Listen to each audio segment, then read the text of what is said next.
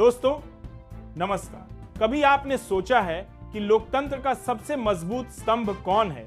कौन है जो हमारे अधिकारों की अंतिम चौकीदारी करता है? कौन है जो तब बोलता है जब बाकी सब चुप कर दिए जाते हैं? ये अदालत है, यही अदालतें हैं। और आज अदालत से आवाज आई है, ऐसी आवाज जो गूंज रही है, ऐसी आवाज जिसने सरकार को आईना दिखा दिया है। आज देश की सबसे बड़ी अदालत में मुख्य न्यायाधीश बी.आर. गवई ने सरकार से वो सवाल पूछे हैं जिन सवालों से लोकतंत्र की धड़कनें तेज हो जाती हैं। उन्होंने पूछा, क्या अदालतें हाथ पर हाथ धरकर बैठी रहें? क्या अदालतें बस तमाशा देखती रहें? क्या अदालतें सिर्फ सरकार की चरण वंदना करने के लिए बनी हैं? ये सवाल छोटे नहीं हैं। ये सवाल दरअसल लोकतंत्र की आत्मा से निकले सवाल हैं। सरकार के वकील अदालत को यह समझाने की कोशिश कर रहे थे कि हर मसला अदालत का मसला नहीं होता, हर समस्या का हल अदालत नहीं निकाल सकती। कुछ मामले राजनीतिक हैं, कुछ फैसले हैं तो आज की सरकार के हैं। लेकिन तब अदालत ने कहा, तो क्या हम जनता से कह दें कि हम कमजोर हैं, हम असहाय हैं, हम लाचार हैं? जस्टिस गवई ने कहा कि अदालत हाथ बांधकर खड़ी नहीं रहेगी, अदालत तमाशबीन नहीं बनेगी। अदालत संविधान का पहरेदार है और पहरेदार अगर सो जाए तो फिर लोकतंत्र की चौकी कौन संभालेगा? दोस्तों, ये वही अदालत है जिसे सरकार चाहती है कि चुप रहे, जो सरकार चाहती है कि न्यायपालिका सिर्फ किताबों में संविधान पढ़े लेकिन जमीन पर ना लागू करे। सरकार चाहती है कि राष्ट्रपति और राज्यपाल के जरिए विपक्षी राज्यों की आवाज दबा दी जाए। सरकार चाहती है कि चुनाव आयोग से लेकर तमाम संवैधानिक संस्थाएं उसी के हिसाब से काम करें। लेकिन अदालत ने साफ कह दिया है, अगर कोई संवैधानिक संस्था गलती करेगी तो अदालत चुप नहीं बैठेगी, अदालत जवाब मांगेगी, अदालत कार्यवाही करेगी। सोचिए, जब सरकार के वकील तुषार मेहता अदालत से कह रहे थे कि अदालतें हर समस्या का समाधान नहीं कर सकती, तब जस्टिस गवई ने पलटकर कहा, अगर अदालतें चुप रहेंगी तो फिर कौन करेगा समाधान? जनता कहां जाएगी? तमिलनाडु का मामला सबके सामने है। विधानसभा ने दो बार विधेयक पास किया, सालों तक राष्ट्रपति और राज्यपाल ने उस पर हस्ताक्षर नहीं किए, फाइलें दबा दी गईं।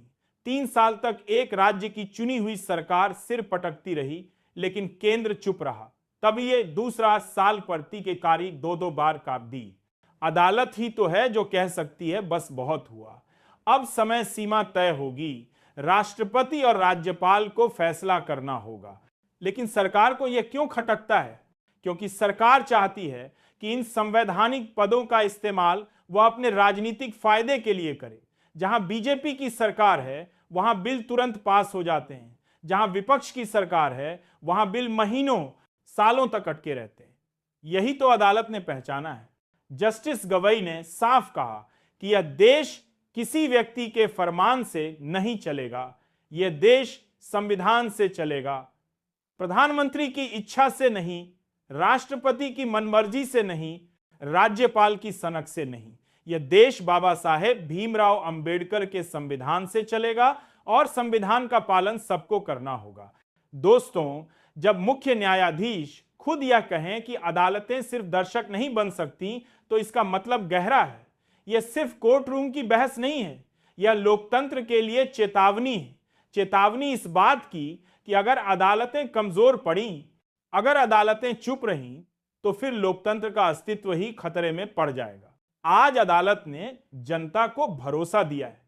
जनता को यह भरोसा चाहिए भी था, क्योंकि जब चुनाव आयोग पर सवाल उठ रहे हैं, जब राज्यपाल संवैधानिक मर्यादा नहीं मान रहे, जब राष्ट्रपति तक फाइलें अटक रही हैं, तब जनता किसके पास जाएगी?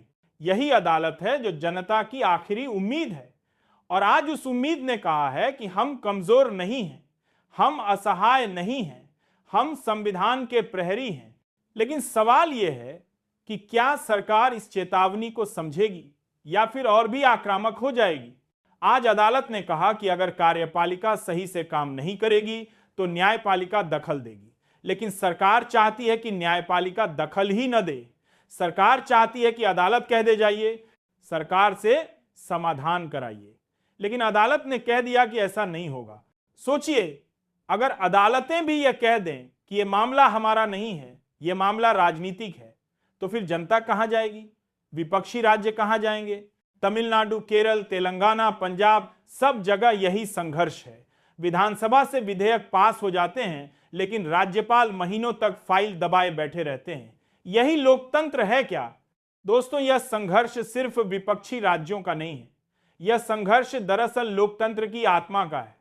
क्योंकि अगर चुनी हुई विधानसभा की आवाज दबाई जाएगी तो फिर जनता की आवाज कौन सुनेगा? यही सवाल अदालत पूछ रही है। लेकिन सरकार के वकील कह रहे हैं कि कुछ फैसले सरकार के पास रहने चाहिए। अदालत को टाइमलाइन तय नहीं करनी चाहिए। अदालत को यह नहीं कहना चाहिए कि राज्यपाल 1 महीने में और राष्ट्रपति 3 महीने में फैसला करें। लेकिन क्या यह अनुचित है? क्या यह गलत है? क्या इतना समय काफी नहीं है? अगर आप 3 साल तक फाइल दबाकर बैठे रहेंगे तो फिर यह लोकतंत्र किसका रह जाएगा? जनता का या सिर्फ सत्ता का? यही बात अदालत ने पहचानी है।